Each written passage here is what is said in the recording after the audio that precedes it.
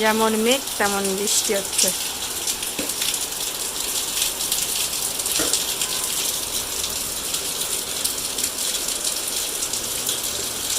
Good morning, সবাই কেমন আছো? আশা করছি সবাই খুব ভালো আছো। আমরা তোমাদের ভালোবাসায় ঠাকুরের আশীর্বাদে অনেক ভালো আছি।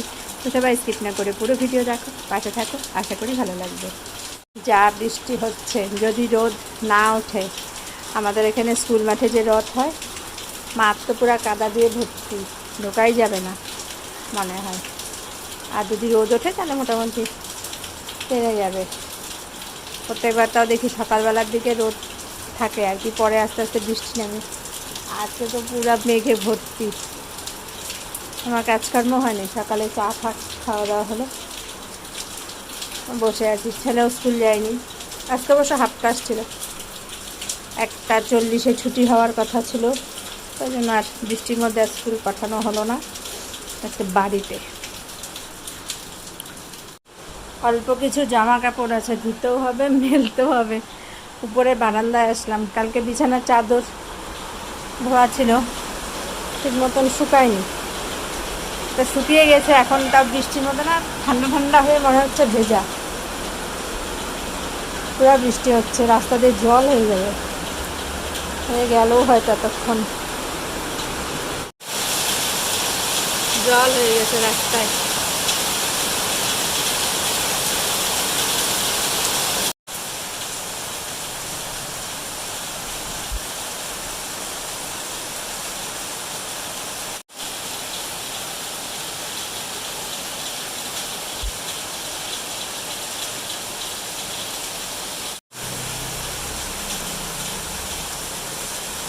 কেমন জল হয়ে গেছে, একদম গাড়ি গেলে মনে হচ্ছে স্রোত, সমুদ্রের মতন এত জল হচ্ছে বৃষ্টিতে।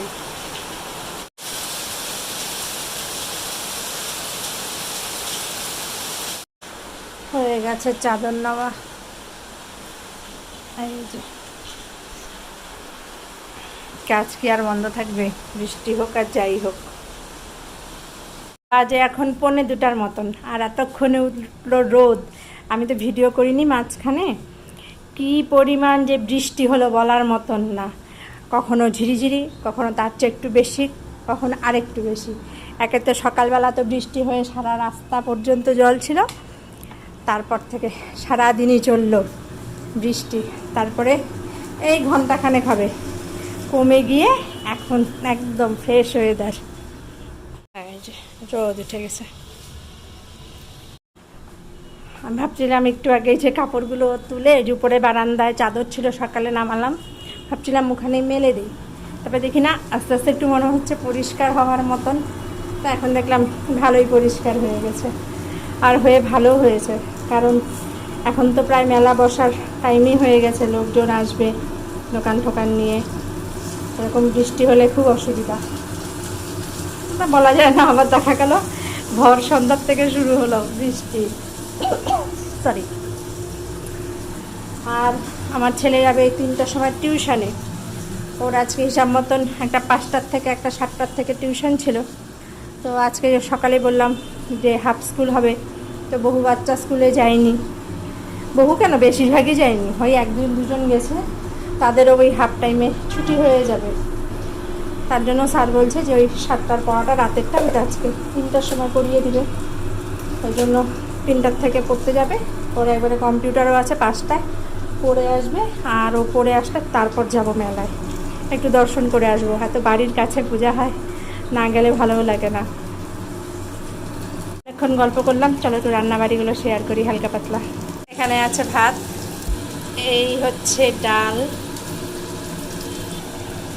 কাঁঠালের বীজ দিয়ে ডাটা,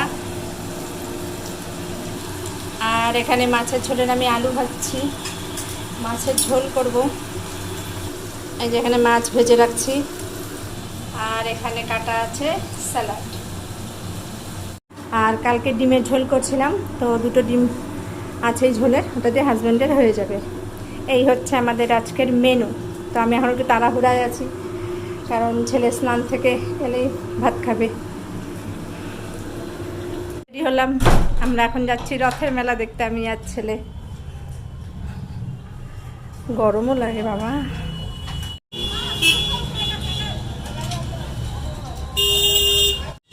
আজকে আমাদের এই রাস্তার লাইটটা আবার জ্বলে নেই, অন্ধকার সারা রাজ্য। কাপির দোকানের সেই ভিড়।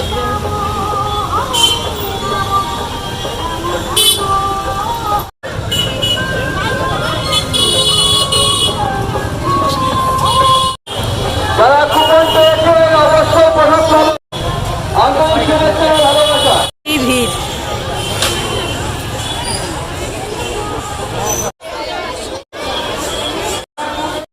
কত করে চিনি কলা, কত করে?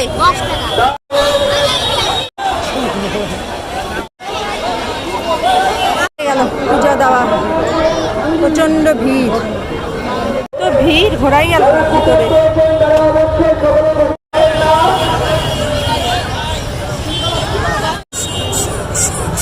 লাইট দেয় নেই আজকে, রাস্তার সেই অন্ধকার। আমরা মেলার থেকে আসলাম, এখন আবার যাচ্ছি ফিটকারি কিনতে। বাপরে বাপরে কি ভিড় মেলায়, এত লোকের ভিড়। ভাগ্যিস বৃষ্টিটা সকালে হওয়াতে শান্তি, আর যদি এখন বৃষ্টি হয় কাজ সারা। যে এখন রাত্রি 9:30 মতন, 9:30 একটু বেশি বেশি বাজে। রান্নাঘরে আসলাম, অল্প ভাত বসালাম, আর হচ্ছে একটু আলু ভাজবো, ওগুলো কেটে রেডি করে নিলাম। আজকে দুপুরবেলা আমি যে ডাটা বানালাম, আমার ভাইয়ের আবার ডাটা ভালো লাগে না, ওকে 3টাই ডাটা দিয়েছি, তার মধ্যে একটা খাওয়া খেলো আর 2টা আমাকে রিটার্ন করে দিছে।